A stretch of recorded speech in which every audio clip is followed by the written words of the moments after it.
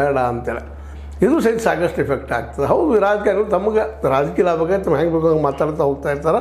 ಅದಕ್ಕೆ ಇತ್ತು ಕಾಶಪ್ಪನವರು ಬೇಡ, ಇತ್ತು ನಮ್ಮ ಏನಪ್ಪ ಅಂತಂದ್ರೆ ಯತ್ನಾಳ್ ಅವರು ಬೇಡ ಅನ್ನುವಂಥ ಸ್ಪಷ್ಟ ಅಭಿಪ್ರಾಯ ಅಲ್ಲಿ ವ್ಯಕ್ತ ಆಗಿದೆ. ಅಂದ್ರೆ ಈ ರಾಜಕಾರಣದಿಂದಾಗಿ ನಮಗೇನು ಸಿಗಬೇಕಾಗಿತ್ತು, ನಮ್ಗೆ ಅನುಕೂಲ ಏನಾಗಬೇಕಾಗಿತ್ತು, ಅದು ಆಗಲಿಲ್ಲ ಅನ್ನುವಂಥ ಅಸಮಾಧಾನ ಇವತ್ತಿನ ಬಹುಸಂಖ್ಯಾತ ಪಂಚಮಸಾಲಿಗಳಲ್ಲೇ ಒಡಮೂಡಿ ಬರಲಿಕ್ಕತ್ತದ. ಅದಕ್ಕಾಗಿ ಇಲ್ಲಿಯವರೆಗೆ ಇವತ್ತಿನ ಡೆವಲಪ್ಮೆಂಟ್ಗಳೆಲ್ಲ ಗಮನಿಸಿದಾಗ ಈ ಪಂಚಮಸಾಲಿ ಮೂವ್ಮೆಂಟ್ ಒಂದಿಷ್ಟು ಹಿಂದೆ ಸೇರಿತಾ ಅಂತ ಒಂದಾದ್ರೆ ಮತ್ತೊಂದು ಕಡೆ ಇದು ಇನ್ನೂ ಮುಂದುವರಿಬೋದಾ, ಎಷ್ಟು ದಿವಸ ಹೋಗ್ಬೋದು ಅನ್ನುವಂಥದ್ದು.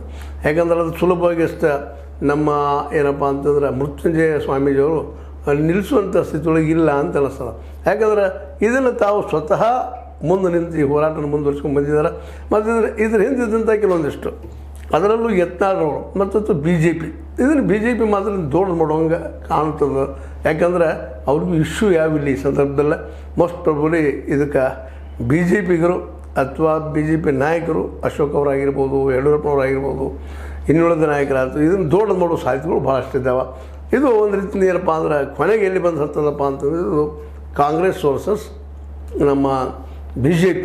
ಅದು BJPಯಲ್ಲಿಯೇ ಏನಪ್ಪ ಅಂತಂದ್ರೆ ಕೆಲವೊಂದಿಷ್ಟು ಜನ ಇದ್ರ ಜೊತೆಗೆ ಇರ್ತಾರೆ ಅಂತ ಹೇಳುವಂಗೆ ಕಾಣ್ತದೆ. ಯಾಕಂದ್ರೆ BJPಗೆ ಒಂದು ಇಶ್ಯೂ ದೊಡ್ಡದು ಮಾಡಿಕೊಂಡು ನಾವು ಲಿಂಗಾಯತ ಪರ ಇದ್ದಂಥವ್ರು ಅಂತ ಇನ್ನಷ್ಟು ಬಿಂಬಿಸ್ಲಿಕ್ಕೆ ಪ್ರಯತ್ನ ಮಾಡೋ ಸಾಧ್ಯತೆಗಳಿದ್ದಾವೆ.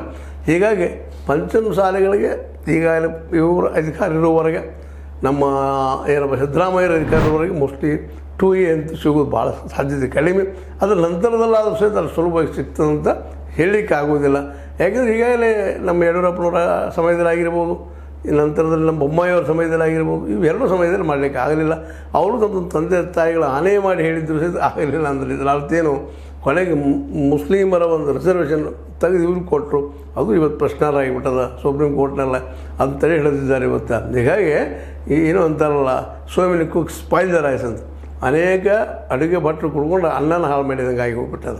ಎಲ್ಲರೂ ಬಂದು ಒಂದಿಟ್ಟು ಉಪ್ಪು ಹಾಕಿದಂಗೆ ತಮ್ಮ ವಿಚಾರ ಹೇಳಿ ಈ ಒಂದು ಮೂಮೆಂಟ್, ಒಂದು ಸತ್ಕಾರ್ಯ ಆಗುವಂಥ ಮೂಮೆಂಟ್ ಮೀಸಲಾತಿ ಸಿಗದಿದ್ದರೂ ಅಷ್ಟೇ ಹೋಯಿತು. ಕಡೆಗೆ ಸರ್ಕಾರದಿಂದ ಕೆಲವೊಂದಿಷ್ಟು ಯೋಜನೆಗಳನ್ನಾದರೂ ಸಹಿತ ನಮ್ಮ ಪಂಚಮಸಾಲಿ ಮಕ್ಕಳಿಗಿರ್ಬೋದು, ನಿರುದ್ಯೋಗಿ ಯುವಕರಾಗಿರ್ಬೋದು ಅವ್ರಿಗೆ ಕೊಡಿಸುವಂಥ ಒಂದು ಸಾಧ್ಯತೆಗಳಿದ್ದು ಅದು ಸಹಿತ ಇವತ್ತು ಕಡಿಮೆ ಆಗುವಂಥ ಎಲ್ಲ ಸಾಧ್ಯತೆಗಳು ಕಂಡು ಬರ್ತಾಯಿದ್ದಾವೆ. ಅದನ್ನಾಗಲಿ ಈ ಸಂದರ್ಭದಲ್ಲೇ ಒಂದು ಮಾತು ಸ್ಪಷ್ಟ ಆಗ್ಯದ. ನಮ್ಮ ಸಿದ್ದರಾಮಯ್ಯರ ಮಾತುಗಳಿಂದ ಸಿದ್ದರಾಮಯ್ಯನವರು ಪೂರ್ತಿಯಾಗಿ ಈ ಒಂದು ಪಂಚಮಸಾಲಿ ಮೂವ್ಮೆಂಟನ್ನು ಒಂದು ರಾಜಕೀಯ ಮೂವ್ಮೆಂಟ್ ಅನ್ನುವಂಗೆ ಕರೆದ. ಅದರ ಒಂದು ಮಹತ್ವವನ್ನು ಕಡಿಮೆ ಮಾಡೋ ಜೊತೆಗೆ ನಾವೇನು ಕೊಡೋದಿಲ್ಲಪ್ಪ, ನೀವು ಚರ್ಚೆ ಮಾಡಲಿಕ್ಕೆ ಹೋಗಬೇಡ ಅಂತ ಮಾತಾಡಿದ್ರಿಂದಾಗೆ ಈ ಹೊಸ ರೀತಿಯಾಗಿ ನಮ್ಮ ಈ ಸ್ವಾಮೀಜಿಯವರು ಏನು ಹೆಜ್ಜೆ ಇಡಬಹುದು ಅನ್ನೋದು ಅಷ್ಟೇ ಕುತೂಹಲಕಾರಿ ಅದ. ನೋಡ್ಬೇಕು ಈಗ, ಯಾಕಂದರೆ ಇತ್ತೀಚಿನ ಡೆವಲಪ್ಮೆಂಟ್ ಮತ್ತು ಕ್ಷಣಕ್ಕೂ ಡೆವಲಪ್ಮೆಂಟ್ ಆಗ್ತಾಯಿದೆ.